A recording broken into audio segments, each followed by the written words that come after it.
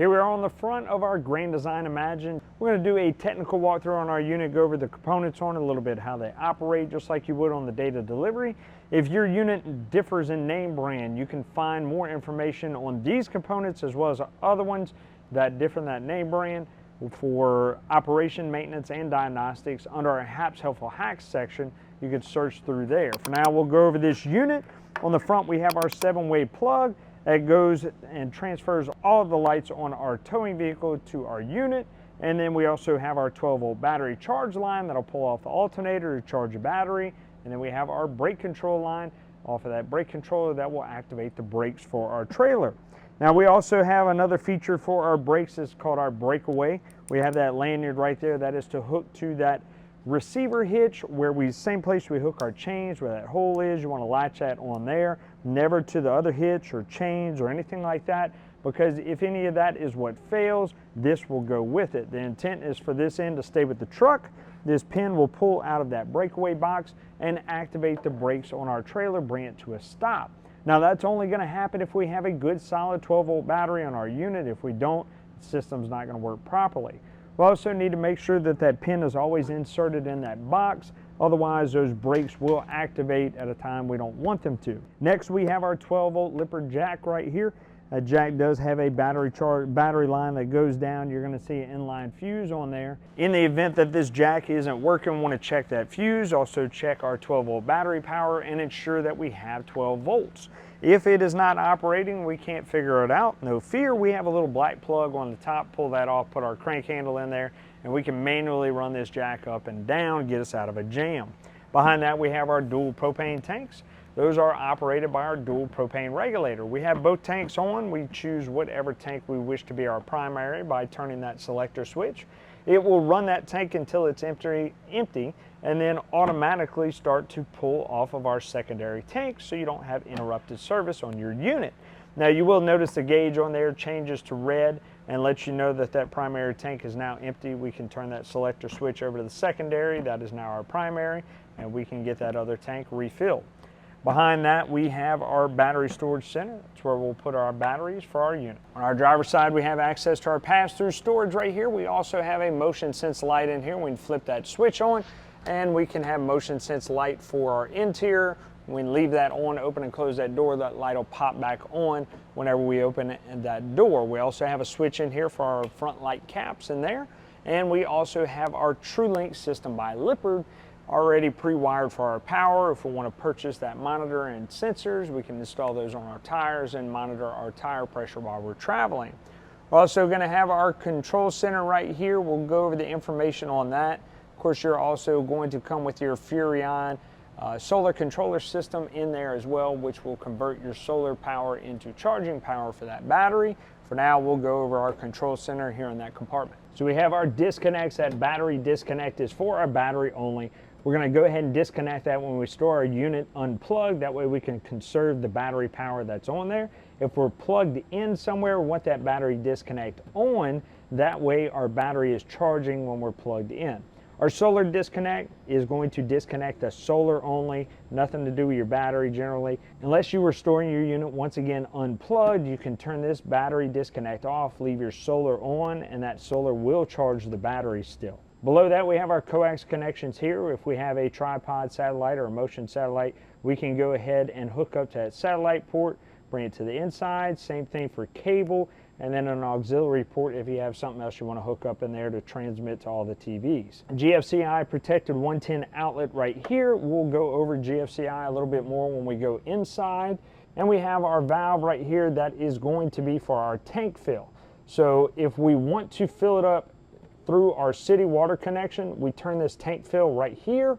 If we want it going regular city water, we'll turn it off like that.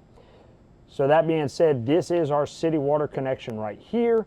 This is where we would hook our water hose up from that campground, our house, if we want to fill our tank, or if we just want that city water, hook it up here. And of course a quick connect right here with that hot and cold option.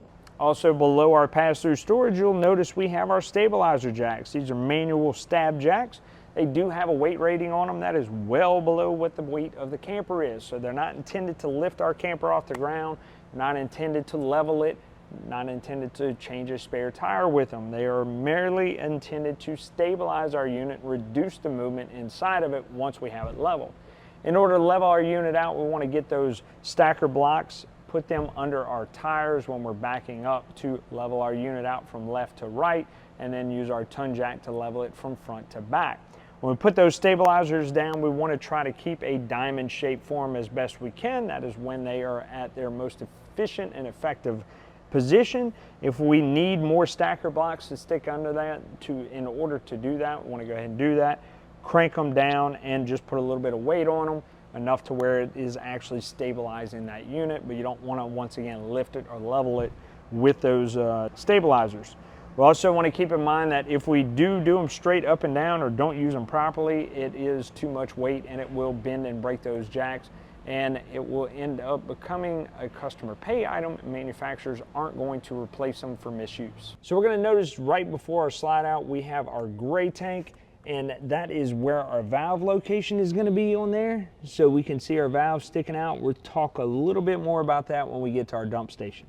So still on the driver's side, of course, in the rear, we have our slide out right here. That slide out is 12 volt operated. You have a motor that's in the underbelly that's going to drive that slide out in and out with your switch on the inside. It does have a manual override. There's a hole on the other side in the J-ramp that you can put your crank handle in and manually slide that slide in the event that something happens. Here we have our black tank flush. We have our outlet for our sewer. We have another gray tank and a black tank. So we have that gray tank that's in the front. So that means we have two gray tanks and a black tank. Everything is going to come out of this port right here. So our gray tanks are shower water only. It's going to be fairly clean water besides what you put in your sink, whatever goes down the shower. It's clean compared to your sewage, right?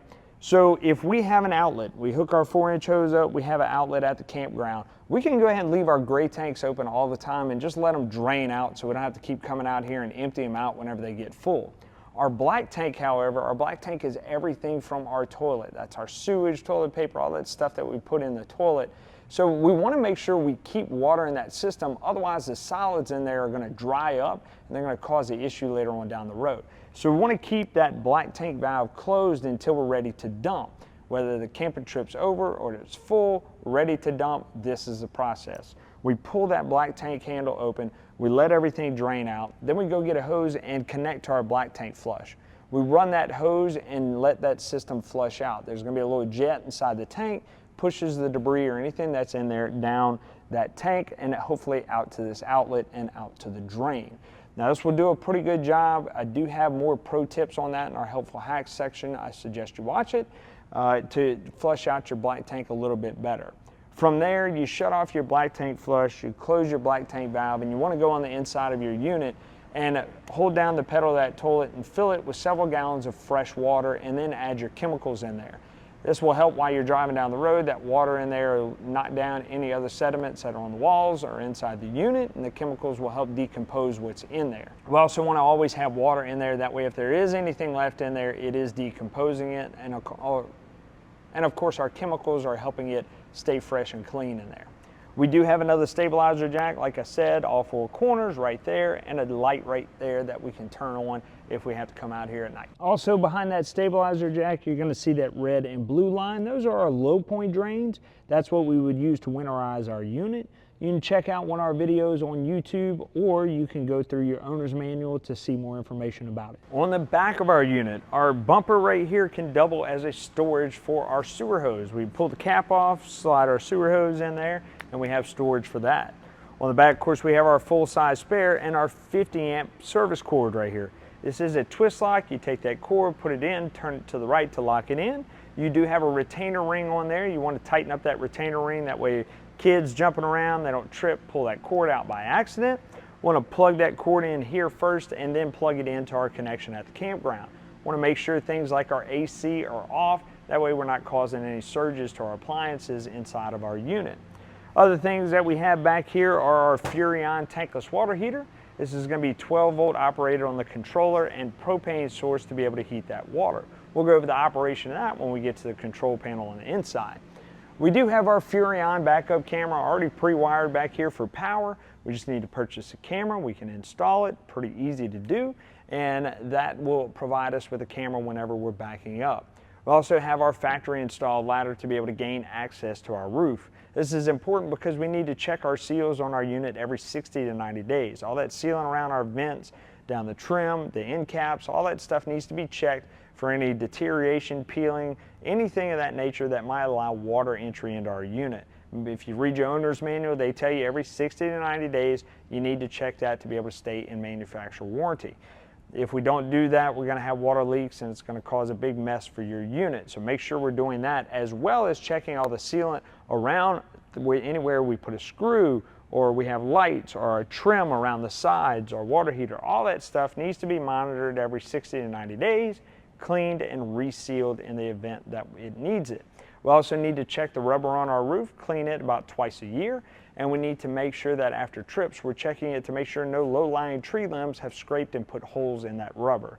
Maintaining that is the biggest maintenance on our unit that we need to take care of to make it last for years to come. Just like changing the oil in your car, we need to make sure we're maintaining our unit properly. On the passenger side, of course, we have access to our pass-through storage over here. We have our front entry door, which will lead into our bedroom. We will notice on both doors it is friction controlled hinges to help that wind from slamming that door shut or anything. We do have a little latch right here we can put on that door to help that as well if we wish to use it. Our steps right here are fold up steps. Just fold them up and they can be stored in there. We need to lubricate the hinges on here every so often to keep them working properly. If we see any chipping paint, we want to go ahead and paint that area to make sure it doesn't continue and the rust take over. We also have our 12-volt powered awning right here with our 12-volt powered lights, all flip of a switch to operate. Our awning is a sunshade mainly. It can withstand a little bit of light rain, dew. We're going to have our AC water running on this thing. Water is going to run off of it, so on and so forth. Heavy rains, high winds, leaving your camper for a long time, roll that awning in, because I promise you, you don't want the insurance claim.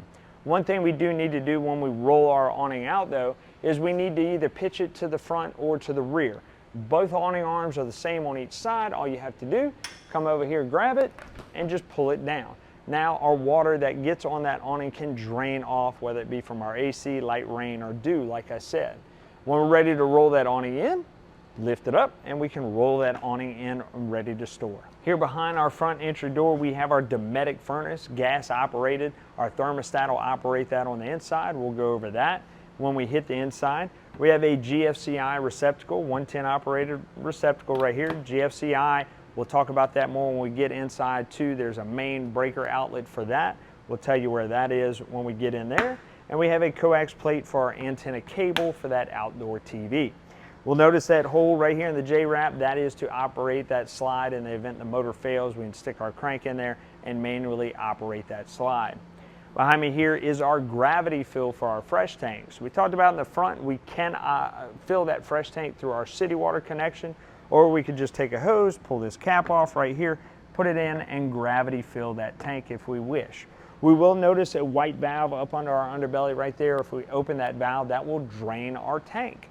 If we want to drain that tank out, open it up, we don't want to necessarily carry water on extended trips if we don't need it. If we're going somewhere and they have city water connections, we don't necessarily need that water unless we're making stops along the way, in which case just put a little bit of water in there. We also don't want to leave water in there for an extended period of time, otherwise it will get stagnant, so just pull that valve, drain it out. We're going to notice that vent right next to our window right there. That is to exhaust that vent above the stove. It does have some tabs on it to be able to close it whenever we store our unit so no insects can build a nest. When we use it, we need to flip those clips and make sure it is open to exhaust. Moving down the rear, we have our outdoor kitchen right here. We have a 110 dorm fridge right here. It will have a little freezer section in there as well. That's important to know because anytime we plug in our unit 110 operated, it's going to be powered up unless we turn that breaker off on the inside. Now inside that unit, when we shut everything down, of course the freezer is going to freeze, our fridge is going to cool, we're going to end up with condensation in there. It is important to know that because whenever we turn everything off, we need to defrost this area, air all this out, get the water out, wipe it down. That is going to reduce mold and mildew in our fridge. It's also going to reduce opportunity for any water to leak out and damage our wood components around that fridge. It's important because manufacturers aren't going to participate in that. customer's responsibility to defrost it properly. Behind our fridge, we do have our outdoor griddle right here. Pull it out, we do have a little shield shelf right here that we can go ahead and put stuff on. This is a gas operated griddle. We will find our LP line in there with that little male connection. If you look under our J-wrap, we do have a female connection, quick connect to hook that up to, and then you have to turn that lever to be able to allow the gas to flow through and allow that griddle to operate. That'll pull off your propane tanks in the front. When we go ahead and pull that out, we want to stick it back through that hole in the back to store that line. We also have an outdoor port right here. We can use that blue coil quick connect to be able to hook up, and we have a spray port out here in the back. Our entry door, same thing as the front one. You're going to have friction controlled hinges on there, so you're going to feel some resistance. We're also going to have our solid steps right here. Solid steps are a great addition to our unit. We can lift it up, lock it in with that little blue latch right there into our frame, and our steps are up. When we want to pull them down, pull that blue lever again. Very important that we have our entry door all the way open so this doesn't catch on that screen door. And we drop it down and we have our steps. Now, after you have leveled your unit out, you're ready to go ahead and enter your camper, it's very important that we level our steps out. In order to do that, we have these silver tabs right here on the bottom on each side. We can push those in and drop those legs up and down however it is needed to be able to level those steps out, not just for the safety of getting in and out of the unit, but to make sure this threshold is flush so our entry door will close properly. We're also making sure that our frame of our steps isn't hitting the bottom trim of this door either, causing any damage. Right as you enter your door, you do have your control center. Above it, you have another switch that will operate your ceiling lights, and you can operate the dimmer switch on there and change the dimness of those lights. On this panel here, we can see that we have fresh black, gray tanks and our battery levels. That will tell us what the level of all of those tanks and our battery are. Over here, we have that Bluetooth connection. If we want to download the One Connect app from Lippard, we can connect to this system and operate or monitor some of the items on this unit. Below that, we have our ceiling light. We have to have that on in order to operate our dimmer switch up here. And then of course we have our exterior light, which is our awning light. Next is our water pump. That water pump is going to pull from our fresh tank and provide us with water in the event we don't have a city water connection.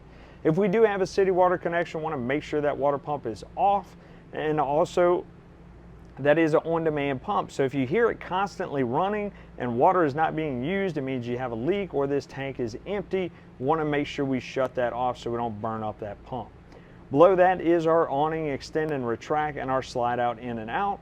Once again, all 12-volt operated devices. In the event that we have an issue, we want to go to our 12-volt fuse panel by the breaker panel and check any fuses in there that might be blown. Not too much to say in our bunk area, besides we do have some extra storage abilities right here. We'd put bikes or whatever in there. We do have another 110 outlet in those locations that are also GFCI protected. In our bathroom, pretty self-explanatory. Our shower head's the only thing different in there. We do have an on-off switch for that shower head in the event we are dry camping. We're trying to reserve the amount of water we pull out of our fresh tank as well as the amount of water we put in our gray tank, because we may not have a hose bib and we may not have a drain port. So to do that, we have that nifty on-off switch on the shower head so we don't have to mess with the faucets. We can quickly turn it off in between lathering and showering off in the shower. If you have a city water connection and a drain port, use your shower like normal.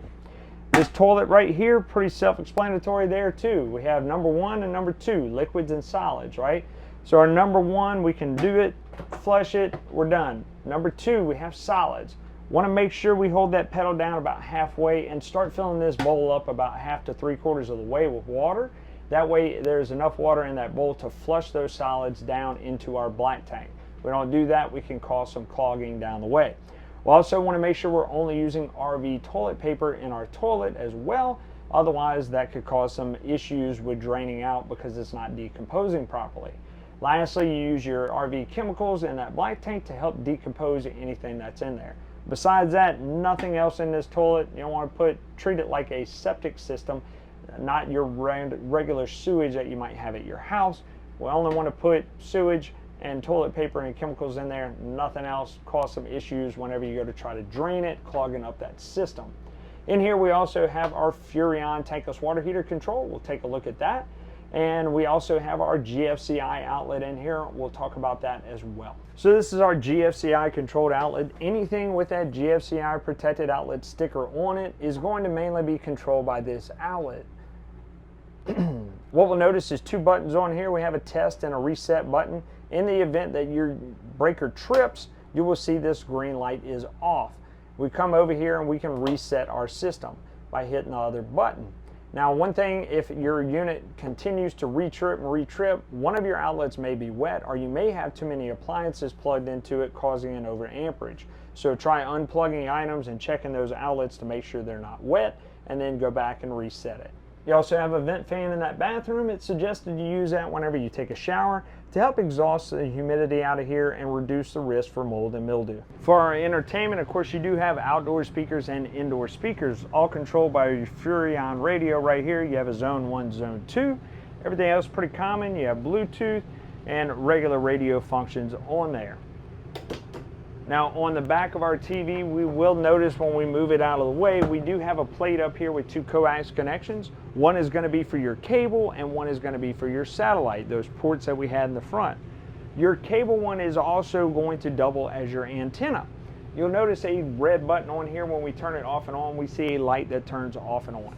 That is your antenna boost. When it's on, that lets us know that our antenna is boosted. When we want to search for air channels on our TV, we want to make sure that is on. So light on when we're searching for air channels. When we're searching for cable channels, we need to turn that off so it doesn't scramble the channels we're getting through the coax at the cable campground. Here below our entertainment center, we will notice we do have that 12-volt fuse panel. Everything's labeled in there as far as what it operates. So we have a problem with those components, we can come here and see if we have any blade fuses that are blown. Over to our left, we do have our breakers for our 110 items. Once again, all labeled so we can tell what operates what. In the event that something goes wrong, we want to come here first. We have our Furrion refrigerator and freezer.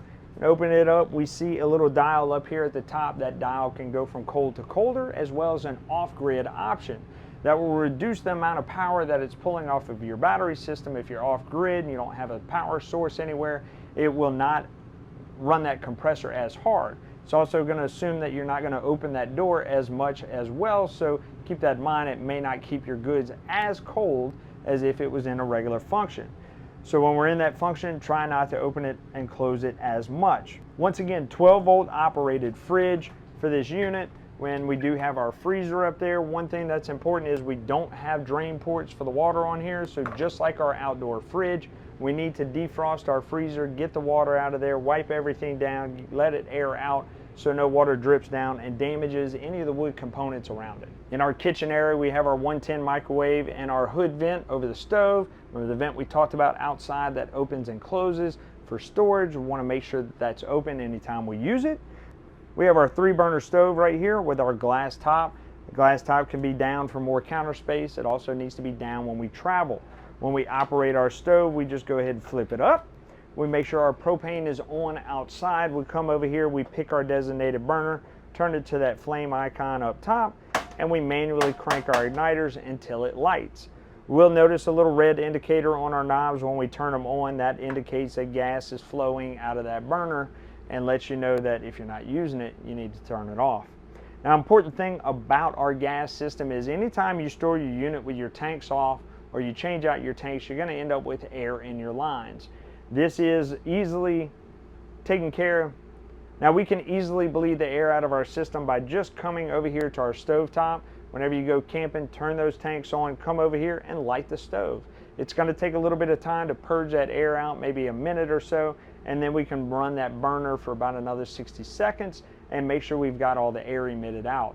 This is a great idea to do before we operate things like our water heater and our furnace to help prevent them from going into a fault. You're only going to have to do it that one time unless you change your tanks out again or you turn off your tanks in between. Last thing we have in our kitchen is our Furrion oven. That oven can be operated by our dial over here on the right, pretty similar to our burners. We're going to turn it to that flame icon, but we have to push down on that knob for it to emit gas out of that pilot. From there, manually crank it until it lights down there. The first time, once again, after bleeding air out of your system, it is going to take a little bit of time. After that, no issues. Now once you have it lit, you want to hold that dial down still for another 30 to 60 seconds. You're warming up the thermocouple, and then you're going to go ahead and turn it to your temperature mark, at which point that burner tube lights up, and then you're ready to cook. Your dinette booth can fold down into a bed. This table right here is like a scissor table. You have a little yellow dot right there. That yellow dot is for this latch. You open that latch and you can fold this table down, and to pick it back up, you just put both feet on bottom legs right here and then lift it back up is the easiest way. That latch will latch back in on its own. Up here we have our Furrion thermostat with heat. That heat is going to control heat for the whole unit, and your AC is going to operate just the rear AC. We have a separate one for our bedroom. They're both going to work the same, except your bedroom AC is not going to have that heat option. Your air conditioning is only going to come out of your ceiling, and your heat will come out of the vents down below out of your cabinets. So we'll go over the operation of that now. We'll start with our cool option first. Our cool will cool the air throughout our unit. We of course set our thermostat to whatever point we want it to be, and we have our fan speed options. We have low and high. For low and high, that fan will run all the time. Now whenever we want that fan to cut off, whenever the compressor cuts off, much like we likely do at home, we have it on auto. That system will shut off and on with the compressor. Our next mode is our heat mode. Our heat mode activates our gas-powered furnace on our unit. We choose our set point, and our heater will come on whenever necessary. There is fan speeds on here, but it does not change the fan speed on that furnace. It is a single fan speed on there controlled by the furnace board. Our next mode is our fan mode. Our fan mode simply circulates air throughout our unit without cooling it or anything. This will come out of our rooftop air, and we can just change from high to low to control that fan speed if we wish. That fan will stay on the entire time when we have it in our fan mode. Our last mode is our dry mode. Our dry mode is like a dehumidifier. We can choose our set point, and it will cool our unit down to that set point, and it will continue to cool past that, but alternate every 6 to 10 minutes off and on.